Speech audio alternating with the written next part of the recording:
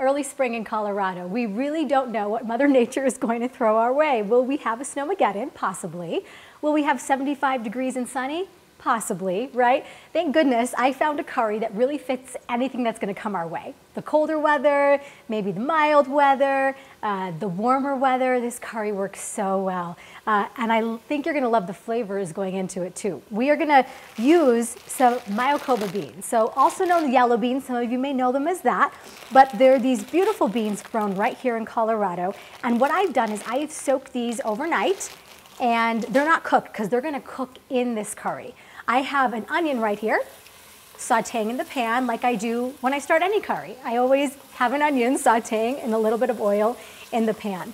Now to this onion, I am adding in some ginger garlic paste. Ginger garlic paste is something that you can find in like an Indian grocery store. That's where I buy mine. And the chopping of the garlic and ginger already done for you. And oh my goodness, it's so fragrant and so fresh, and it just comes right out of a jar. So all of that is going to be cooking together, and next we're going to add the masala. So we're making a masala Mayocoba bean curry. It's going to have some coconut milk in there. It's going to pair really well with naan bread, some rice, however you want to eat it. I just really eat it out of the bowl when it's done because it's so good. And we're going to add in some masala. This is a sambhar masala. Oh my goodness. And there are probably 15 different spices in this one little nugget of spice that I have right here into this little jar. So I buy this, again, from the Indian grocery store. If you just have a curry powder that you really love on hand, you can use that. The reason that I love this specific spice for this dish is because we're going to be using some coconut milk in here. And that means this is going to be a spicy masala. It's going to go really well with that coconut milk and even out all the flavors in the end. So, oh, that smells so good. I always toast up my spices a little bit with the garlic and ginger and with the onion that's going in there. And you're going to let that go for a few minutes until that onion is nice and cooked.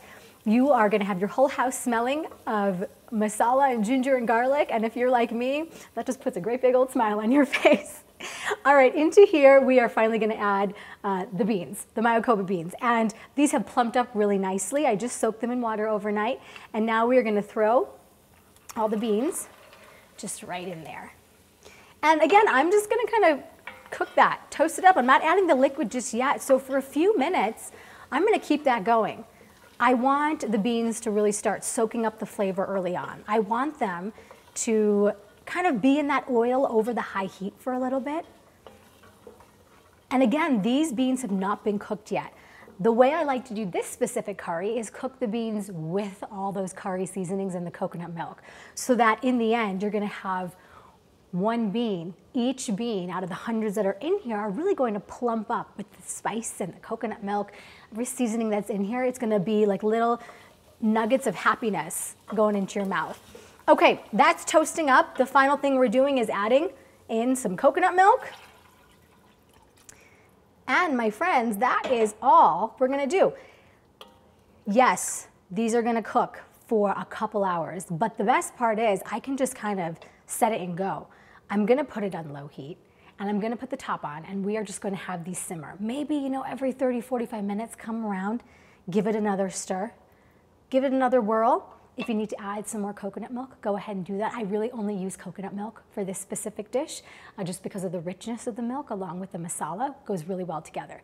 And at the very end, when everything is done, you are going to take a lemon, and when it's all ready to serve at the very end, you are going to kind of zest the lemon over it and squeeze in all the juice. And that is really what makes this dish special. That's why I call it my Lemony Masala Mayocoba bean curry, is because that lemon paired with the coconut milk and masala is a very, very happy bite. I love to serve this with naan bread, and I dunk that naan bread into the bean curry. It's going to get really thick. So this is not going to be a curry that I would necessarily serve over rice, because there's not going to be that graviness in the saucy. It's really just going to be a thick, wonderful bean dish curry.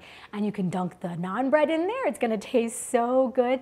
So many flavors that really fit any season, right, that Mother Nature is going to throw our way during this early spring here in Colorado. So go to coloradodrybeans.org for this recipe, and also follow us on social media. Have some fun with us at Colorado Dry Beans.